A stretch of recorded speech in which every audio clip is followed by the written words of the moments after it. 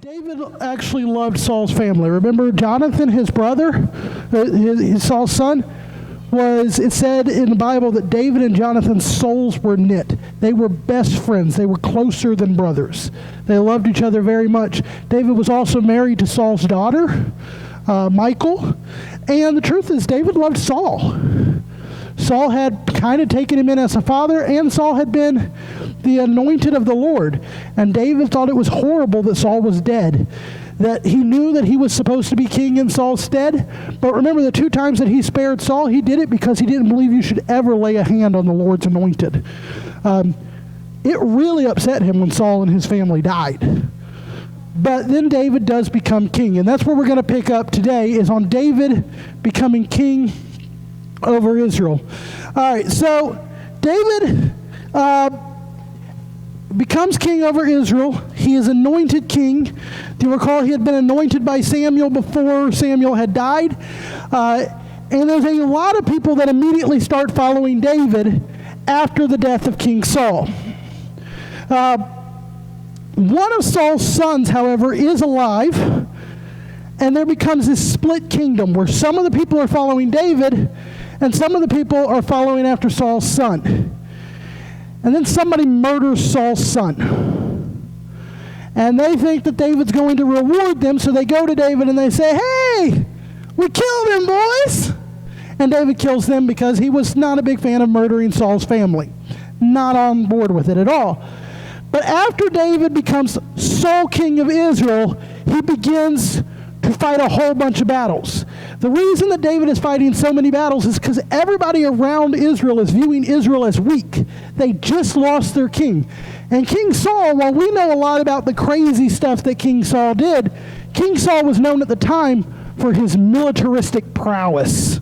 He was a fighting king. He was a warrior king, a strong and mighty king who had thumped his enemies repeatedly. So if you were an enemy of Israel, and the guy that's pretty much always beat you in battle just died, you're going to think this is the perfect opportunity to go beat up Israel. It was not. The Lord blesses David, and David starts winning battle after battle after battle. And he starts thrashing his enemies. And then David, as his victories become more and more, decides now is the time to bring the Ark of the Covenant, the Ark of the Lord God of Israel, home. He's going to bring it to Jerusalem. It's been a very, very long time since the Ark has been in Jerusalem. And so David gathers a parade to bring the Ark of the Covenant home to Jerusalem. And they are excited, and they're singing, and they're dancing, and it's a big deal. So much excitement is happening that while they're moving the ark, somebody makes a misstep, and the Ark of the Covenant starts to shake, like it's going to fall off of the cart that they're carrying it on. And this man named Uzzah reaches out to stabilize the ark. He touches the Ark of the Covenant to hold it in place. And what happens to Uzzah? Anybody know? Yeah, the Lord, bam, strikes him dead. You don't touch the Ark of the Covenant. And Uzzah's dead, and David's upset, and he's like, well, maybe it's a bad idea to bring the Ark of the Covenant to my house. Yeah, Uzzah died for touching the Ark of the Covenant. Yes, but we don't know where it is. It's been missing from history for a very long time. But if you find it, you shouldn't touch it. But Uzzah dies, and David decides, I'm not taking the ark with me. Instead, he leaves it in the house of a man named Obed-Edom. That's a fun name, isn't it? Obed-Edom? No. You could, yeah. It's probably not going to be the next baby name. But Obed-Edom takes the Ark of the Covenant into his house, and it says that the ark stayed at with Obed-Edom for 3 months. And the Lord blessed everything he did. All of Obed-Edom's property started producing more food. He became richer. Everything was going really good for Mr. Obed-Edom because the Ark of the Covenant was with him. And so David says, on second thought, I'll take the ark. So they go and they get the ark and they bring it into Jerusalem. and there's a party in Jerusalem. David is dancing down the streets of Jerusalem, and his wife, Michal, Saul's daughter, looks out the window and sees David dancing like a maniac. He's going down the streets just strutting his stuff, throwing it out everywhere, and wearing considerably less clothing than myself. David is in his underwear, dancing in the streets like a lunatic. He's having a ball, and Michal, it says, she despised him in her heart. He embarrassed her. That's her husband, and he embarrassed her.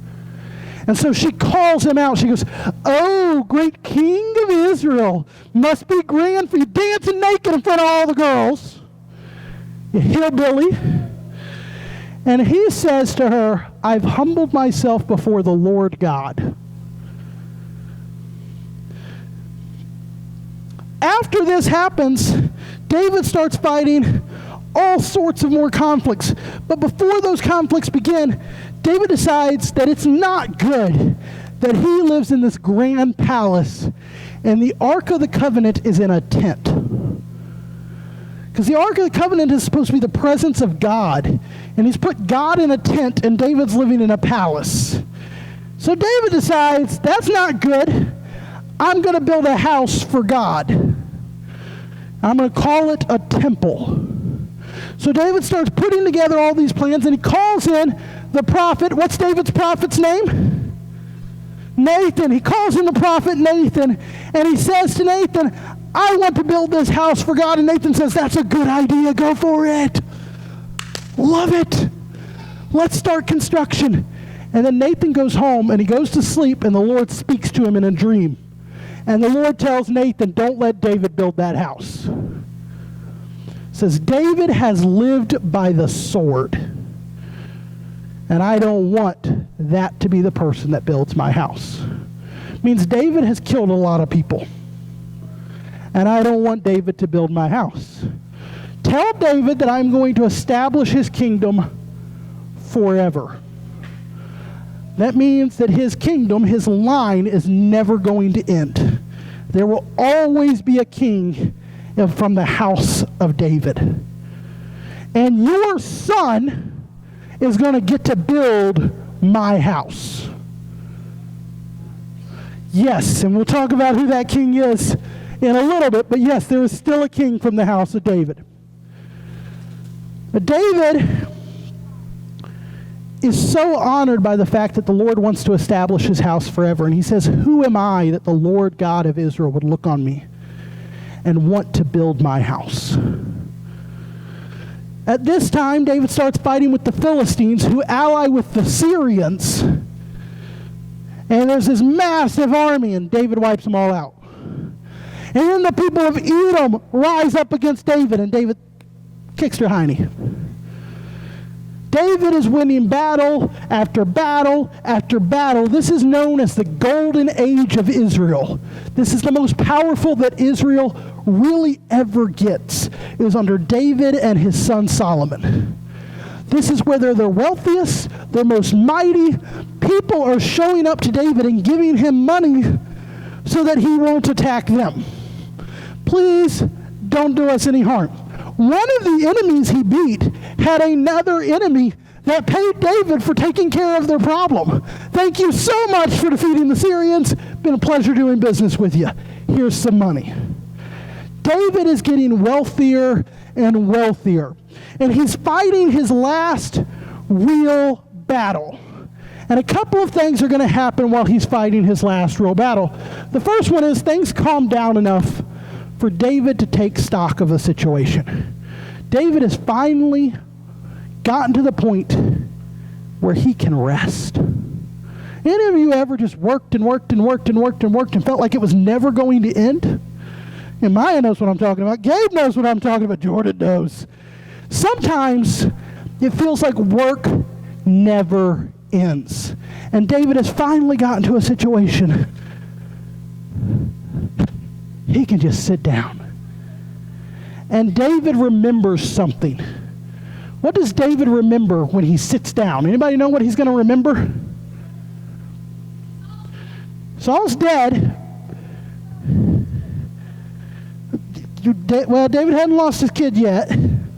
He will lose several of his kids before the day is done, but no. He's thinking about Jonathan. He's thinking about his friend who's dead. And he thinks, I wonder if there's anybody still alive in the house of Saul that I can be kind to because of how much Jonathan meant to me. So he calls his servants and he says, find out if there's anybody left in the house of Saul. And they said, we do have one of Saul's old servants here. Let's bring him in and ask. And so they bring in this guy whose name is Ziba. And Ziba is a little freaked out because he had been a very prominent servant in the house of Saul. Typically speaking, when one family was king and a different family becomes king, the new family kills everybody associated with the old family. That's how kings typically work. You kill all their kids, you kill all their friends, you kill all their servants, you kill all their animals, you leave nothing left that could possibly threaten your throne. So Ziba comes in and he's freaked out because he was pretty important with Saul. And David, the new king, has finally remembered he exists. And so Ziba does what anybody would do in this situation. Hi, king. He bows before king. It says he prostrates himself on the floor before David. And he says, what can your servant do for you? And David says, is there anybody left in the house of Saul that I can show kindness to? That is not what Ziba was expecting. And Ziba says, there's one guy. His name is Mephibosheth. I know, bless you, right? Mephibosheth was a son of Jonathan. This is your friend's son. But presently, he's crippled. Because in the initial thing where people were killing all of Saul's family, his maid dropped him on the floor trying to get him out of the house, and he broke both of his feet and they didn't heal right. He can't walk. And he's living out in the desert in a place called Lodabar, hiding from you. And David says, bring him in. And Mephibosheth is brought in before King David, and he's a little freaked out too. Because if there's one person in Israel that has a legitimate claim to the throne that David now sits on, it's this crippled guy named Mephibosheth. So Mephibosheth bows before David and he says, what can your servant do for you? And David says, oh, Mephibosheth, I'm going to give you back the land that your grandfather Saul had. I'm going to give you back his servants.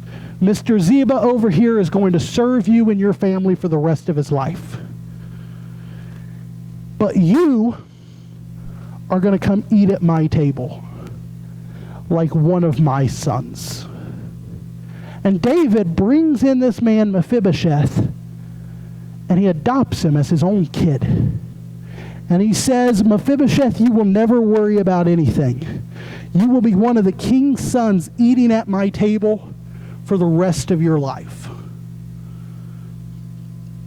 So you got Mephibosheth, who's now been brought in. Everything's kind of calmed down for David. And David gets to the point where he's kind of tired. You ever just get tired? And you know you should be doing something, but you're just too tired to do it? Anybody ever just too tired to finish their homework? Or too tired to clean their room? Or too tired to do some sort of big project that you know you need to do it, right? Like, anybody think your homework just shouldn't be done? Okay, there's a couple of you. It needs to be done. Just going to go ahead and tell you. Spoiler alert, you have to finish it. Anybody think your room just shouldn't be clean? Well, it needs to be clean. Anybody ever been too tired to sleep? You're so tired, you're just like, I can't go to sleep right now. I'm too tired. I'm too poop to poop. Anybody been there? David is getting to the point where he's pretty tired. And David's armies are defeating everybody. And he's got one last battle. And David's just too tired to go out and fight this last battle. And chapter 11 of 2 Samuel starts this way. It says, "It happened in the spring of the year, at the time when kings go out to battle, that David sent Joab and his servants with him and all Israel, and they destroyed the people of Ammon and besieged Rabbah, but David remained in Jerusalem." It's a weird first verse of this chapter. It says, in the spring of the year when kings go out to battle. So what's supposed to happen in the spring of the year, guys? If you're a king, where should you be? You should be out to battle, right? Where's David? Yeah, he's back in Jerusalem. He's waiting. He sent his general and all of Israel to go out and battle. Joab's a good general. There's nothing wrong with Joab. He's perfectly capable of leading the men. But David's supposed to be there. But, yeah, he stays home instead. The second verse gives us another time that David's not where he's supposed to be. It says, in the cool of the evening, when sleep should bring an ending to the day. So what are you supposed to be doing in the cool of the evening? Sleeping. David heads up to the top of the palace. So this is now 2 verses in a row where it says, here's where the king should be, and the king is not there. First verse, he should be out to battle. Where's the king? At home. Second verse, he should be sleeping. Where's the king? He's walking the palace roof. And he looks down from his palace roof, which has a great overview of all of the city. And I'm going to go ahead and tell you, this is a great argument for indoor plumbing. Because in those days, people bathed on top of their roofs. Yeah, your bathtub would be on top of the roof, and you'd bathe out there. And it wasn't that big of a deal, because the truth is most people can't see on top of your roof. But the king can. And he looks down, and he sees this girl, and her name is Bathsheba. And Bathsheba is really pretty and really bathing. And the king calls a servant, and he says, you with the face, come here. Who's she? And the servant immediately says, oh, boss, you don't want to go there. That girl is the daughter of one of your best soldiers. The king's like, okay, I'm listening. Also, she's married to another one of your best soldiers. Avoid that one. You're the king, pick somebody else. And the king's like, nah, I want her. And so the king calls Bathsheba in, and he sins. And the result of this sin is that Bathsheba becomes pregnant. But her husband is a soldier, and guess where that soldier is? Yeah, he's off at the battle that the king's supposed to be at. And the king thinks, well, I can't have people know that I'm a sinner, so I should cover it up. I'll call her husband home, and people will think he's the dad. Problem solved. So he calls Uriah the Hittite, the husband of Bathsheba, home to give a message to the king. And Uriah delivers the message, lays out the details of the battle that are going on. And the king says, go home to your wife, enjoy your evening. And the next morning, the king looks out at the palace steps, and Uriah had slept on the steps. He didn't go home. And when the king said, why didn't you go home, Uriah? And Uriah said, because the men of Israel and Joab, my lord, are out fighting, and it would be wrong for me to be home. Talk about calling out David. It's wrong to be home. You should be out at battle. And Uriah won't even take the comforts of his own home. So David tries one more time, and he gets Uriah drunk. And he thinks people do stupid things when they're drunk. He'll go home. Even drunk, Uriah had more honor. And he wouldn't go home. So David writes a message to Joab. And he says, I want you to find the place where the battle is the roughest. And I want you to call an advance where Uriah the Hittite leads the forces against them. And then, without telling Uriah, I want everybody else to run away. I want you to murder Uriah the Hittite with our enemies. And he writes this letter, but he's got to get it to Joab somehow. How's he going to get this letter to Joab? Who could possibly deliver this letter? Who's here at the palace with him that wants to go back to the battle? Uriah the Hittite. So he gives Uriah the Hittite a letter and says, give this to Joab with much haste. And that letter that Uriah the Hittite is carrying to Joab says, kill Uriah the Hittite. That's pretty rough, isn't it? So he delivers it to Joab. And Joab writes back to the king. He's like, boss, you sure? And the king says, yeah, I'm sure. And so Joab does what he's told. He orders an attack on the strongest part of the wall, and he lets Uriah the Hittite lead it. And some other people die besides Uriah. One of them was a man named Abijah, who had been a very close servant of David and one of David's personal friends. So Joab writes a letter to David, and he sends it back with a report of all the people that have died. And he says, if David gets angry with me over this letter, I want you to tell him, look him right in the face and say, your servant Uriah the Hittite died too. Well, David gets angry because his friend died. And the guy says, your servant Uriah the Hittite died too. And David calms down and he says, such is war. People die. That's pretty awful, isn't it? Then Nathan, the prophet of David, comes to the palace to visit David. And he says, King David, have I got a story to tell to you. It's a bad one. So sit down, buckle up, because you are in for a roller coaster of a ride. It's a story of two men. And it goes, there once was a man, a very rich man. He had a lot of cattle.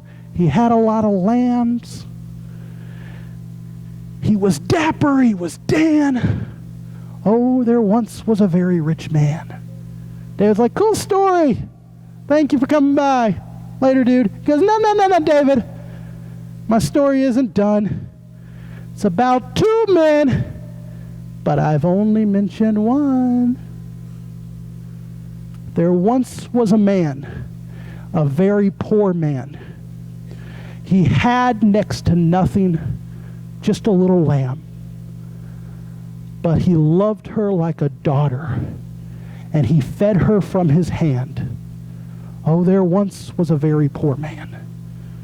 David's like, okay, this story's getting a little weird. Why are you rhyming? And he goes, then one day there was a guest at the house of the rich man. And what did he do? Have you guessed to feed the guest of the rich man? What did he do? The other rich man, how you feeding your guest? How you feeding your guest? Anybody? No, not by your hand. You're probably killing one of your own cows or one of your own sheep, right? Making a meal. Says he took the lamb of the poor man and he killed it and he baked it and he fed it to his guest. And David says, is this a true story? And Nathan says, as sure as the Lord lives, the story that I've just told you is true. And David said, for that man's cruelty, he will spend the rest of his days locked in my dungeon. I'm done with that man. Everything he has will be that poor man's. He will surely die. And Nathan says, calm down, David. You're the rich man.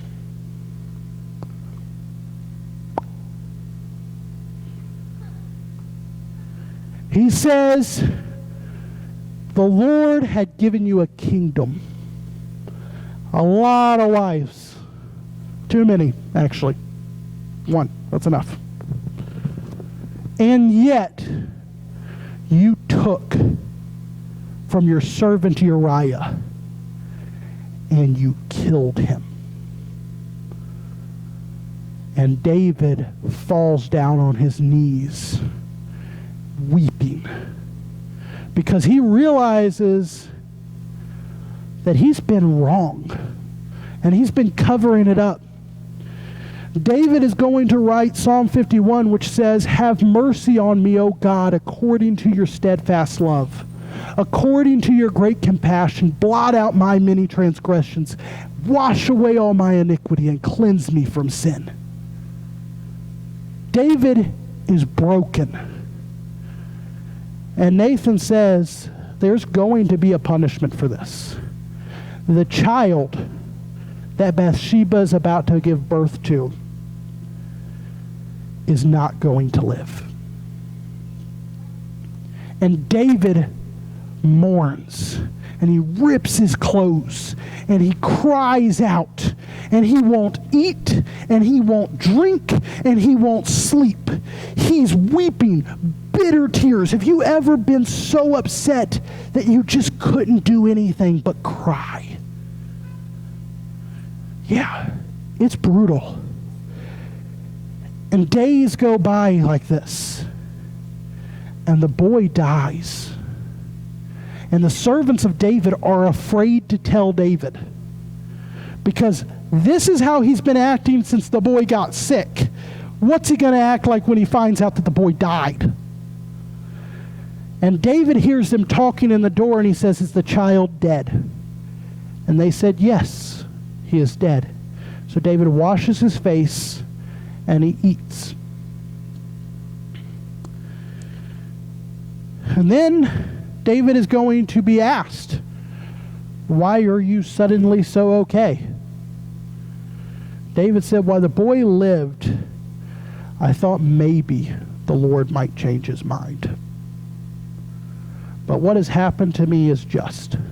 So David goes in and he brings Bathsheba in as his wife, and he comforts her, and she's going to have another son. What's that son's name going to be? Anybody know? Not Joshua. It's a very famous son, the most famous son of David's. Solomon. Bathsheba becomes the mother of Solomon. And it says the Lord loved Solomon.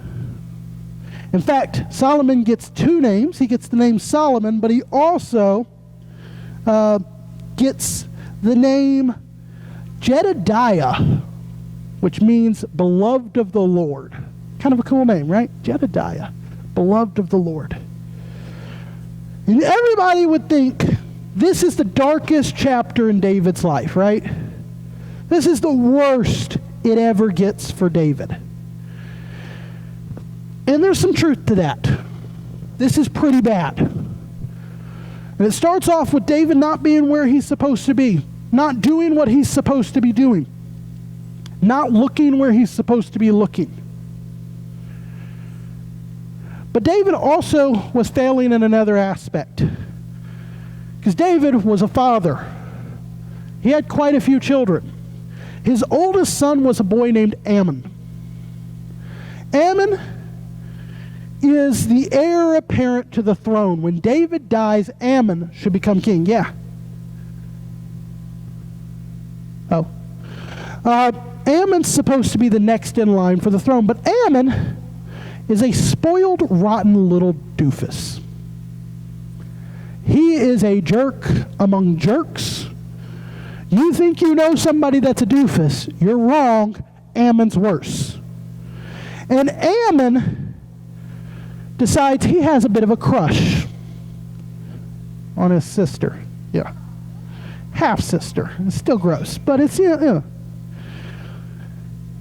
This is his sister, who is the full sister of his brother Absalom, and that's important because Absalom is very protective of this sister named Tamar. And Ammon is going to devise a plan to trap Tamar. And once he's done so, Ammon sins with Tamar. And then he kicks her to the curb. He says, I'm done with you, get out. And he throws her out. And she's distressed.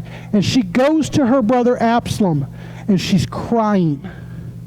And Absalom says, was it Ammon? And she said, yes. He says, come on in. And Absalom waits 2 years. 2 years for the king to do something. Says it's told to David, and David's very angry. But David doesn't punish Amnon. He doesn't do a thing to Amnon. He's mad at him. And Absalom, it says, never says a word good or bad about Amnon from that day on. He's keeping his opinions about his brother to himself. And after 2 years, Absalom devises this plan.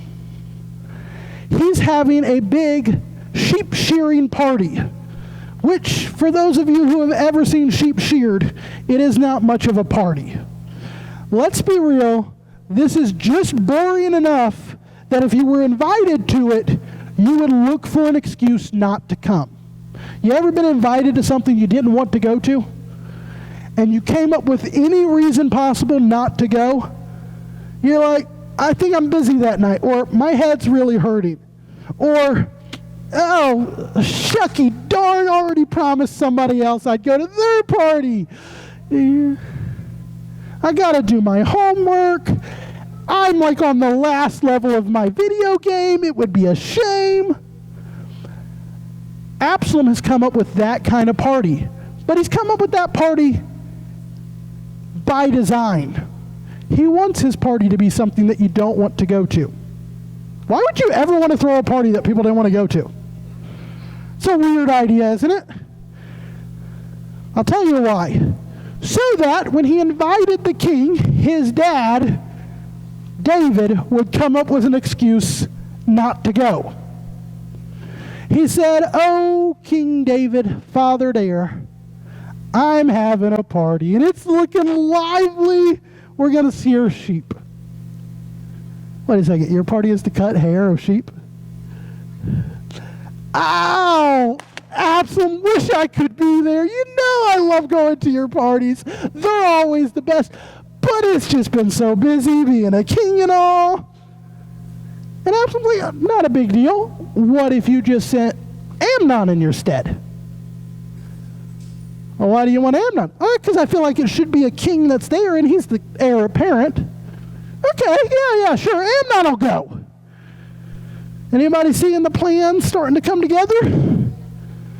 Amnon is now at a party outside of Jerusalem that his brother Absalom is hosting. Well, when Amnon goes anywhere, a lot of David's sons go because he's the heir apparent, and you want to stay in good with the heir apparent. He's going to be king someday. You want him to like you. So there's a lot of David's sons at this party. And Absalom tells his servants, when Amnon gets good and drunk, and he's not paying so much attention, take him out. And they're like, boss, he's the, crown prince. He says, it won't be on you. The punishment for it will be on me. So his servants wait, and Absalom gives the signal, which was a pretty lame signal. He says, go, kill Amnon. So they go, and they kill Amnon. And the sons of the king flee. They take off running because they think this is a coup. They think Absalom is going to go through and kill all of David's sons and make himself king of Israel. David, in fact, is told that message. The first person that gets back says, all your sons are dead. Absalom killed them all. And he's very upset. But one of his servants says, I don't buy that, boss. I think Absalom probably just killed Amnon. David's like, why would he kill Amnon? He says, you remember that thing with Tamar? Oh, yeah. Ooh, gross. That thing was nasty. Yeah, that's what Absalom thought, too. He probably killed his brother. And sure enough, it gets back that Absalom killed Amnon. And David is very angry. And Absalom runs away. He heads to a place called Gersha, where he's going to hide from his father, the king. And he's in Gersha for 3 years, hiding from David, because David wants to kill him. David's been a king for a while at this stage. He's getting up there in age. But it says after a little while, David at this stage would have been in his, 50s? Late 50s probably? Early 60s maybe? Eli was old when he died. Samuel was old. There was a lot of old people. They mostly died. Yeah, they're all, most of those guys are dead. But David starts to forgive Absalom in his heart. Says he's been comforted about his son Amnon. He's no longer grieving Amnon's death. And he starts to miss his son Absalom. And Joab notices. Joab is King David's general, and he notices that the king is kind of out of sorts. And he knows what it's about. And Joab is a big fan of Absalom killing Amnon. Joab was all for it. He thinks Absalom did right. And so he devises this plan. He gets an older lady, and he says, ma'am, I got a story that I want you to tell the king. And I want you to tell it to the king like it's your own story.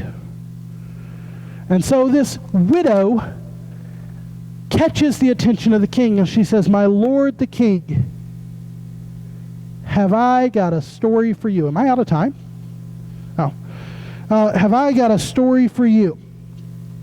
There was a fight between my two sons after my husband died. And one of my sons in his anger killed the other son. And now all of my relatives are telling me that I need to make sure that this son of mine is stoned to death. And I can't do it. He's all I've got left. Please intervene on behalf of my son. Save my son's life. And it says David was moved. And he says, as sure as the Lord lives, no harm will come to your son. And she says, I have a question for you. Why is it that you're willing to forgive my son, but not yours? Why is it that you're willing to protect my son, but not Absalom? And the king says, did Joab put you up to this?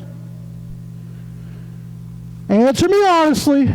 Did Joab tell you to tell me this story? She said, yeah, Joab told me to tell you this story. Don't worry, boss. So a lame story. Didn't like it anyways. He says, Joab, get in here. So Joab comes in and he says, send a message to Absalom. Tell him he can come home. So Joab sends a message to Absalom. Says, come on home, but the king doesn't want to talk to you yet. You can be home. You're not in exile anymore. But the king has not gotten to the point where he's willing to talk to you. So Absalom comes home, and he's going to be at home for 2 years. And King David will refuse to see him for those 2 years. It's 5 years that David hasn't seen his son. And that's where we're going to end today. Next week, we'll pick up with Absalom getting his first real encounter with David after killing Amnon. But there's a few things that I want us to get from these passages. This is some deep stuff. This is some really hard stuff to talk about. Trust me, when I found out that I had both Bathsheba and Amnon and Tamar, I said, Pastor Bob doesn't like me. This is not fun stuff to teach. It really isn't. These are brutal Bible stories, but that doesn't mean there isn't a lesson in there for people of all ages. And I think the first lesson that we can see in here comes with David not being where he's supposed to be and not doing what he's supposed to do. There's an old saying that says, idleness is the devil's workshop. That means that when you're not doing stuff, when you're not busy, it gives the devil opportunities to tempt you that he wouldn't have otherwise. See, if David had been where he was supposed to be, if David had been out to battle like he was supposed to be, he could never have been tempted with Bathsheba, could he? He wouldn't have seen her. So the first thing I want to reinforce with you guys is that sometimes you get tired. Sometimes it feels like the thing that you're supposed to be doing just never will end.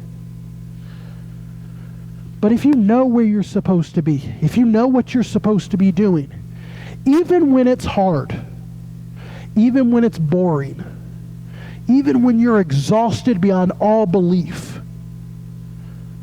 that's where you should be. Because when you're not there, the devil takes the fact that you're not where you're supposed to be and he runs with it. And he says, not only are you not where you're supposed to be, let me show you some stuff. Whole catalog. So my first thing would be to tell you, to encourage you to do the things that you know you're supposed to be doing. And for a lot of you, that's pretty easy. You're at an age now where the truth is, the number one thing that you're called to do is honor your parents.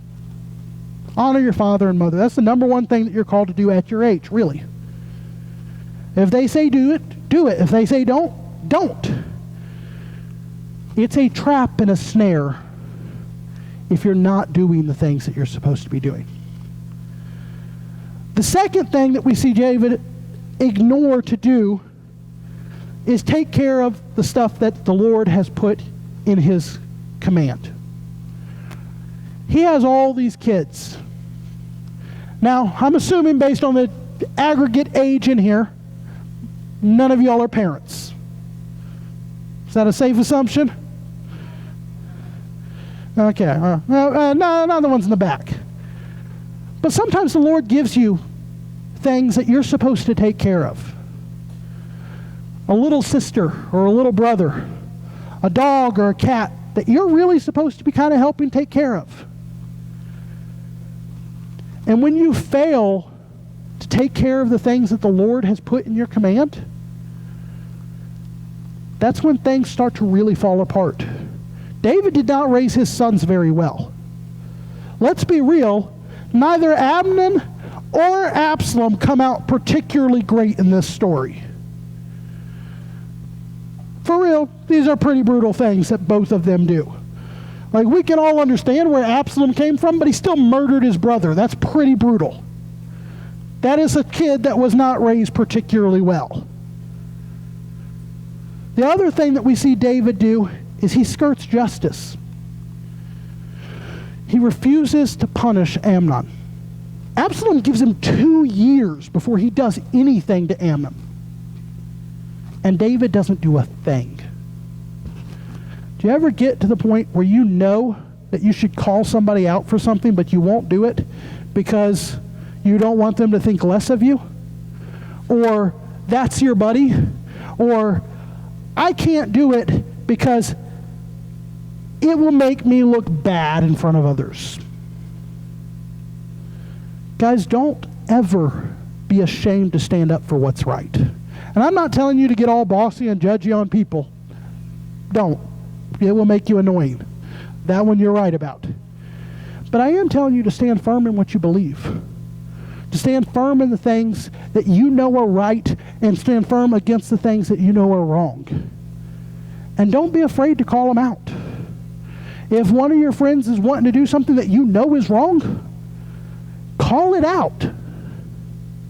Because when you skirt justice, what that allows is for the people that are actually trying to take over that to do it wrong. Amnon needed punished. He did. Amnon maybe even needed to be killed. But it was not Absalom's spot to do it. It was David's. And David refused to. The last thing that I want to get out of this kind of goes back before we get to the two rough stories in there. And that is with the Ark of the Covenant. Guys, we should be excited when we are in the presence of the Lord. Now, I'm not telling you to dance around in your underwear. It's disturbing. Please don't. But you should get excited when you're around the presence of God. David dancing down Jerusalem is because he knows he's where God is. And he's so ecstatic about it. You ever get really excited to be in church? Like really excited. Just know that God's there. You ever have a moment where you know that you and God are connected? Like you can feel it and that excitement's there? It's really cool. I'm just going to go ahead and tell you guys, sometimes in those moments of excitement about the Lord, there's going to be a Michael sitting in the corner despising you in her heart. And I don't want you to be concerned about the Michaels of the world. I want you to be excited to be in the presence of God. So I'm going to wrap it up there. But here's what I want you to remember, guys. Here's what I want you to be thinking about and praying about this week. Is I want you to be thinking about, am I doing the stuff that I'm supposed to be doing? Am I where I'm supposed to be? Am I standing up for justice? Am I standing up for what's right? Am I taking care of the things that the Lord has put in my command to take care of? And last, do I get excited about God? Do I get excited about being around Him?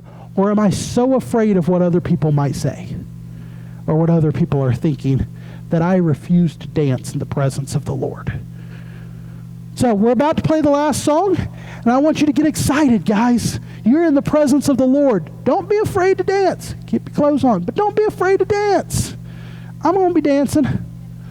Let's go.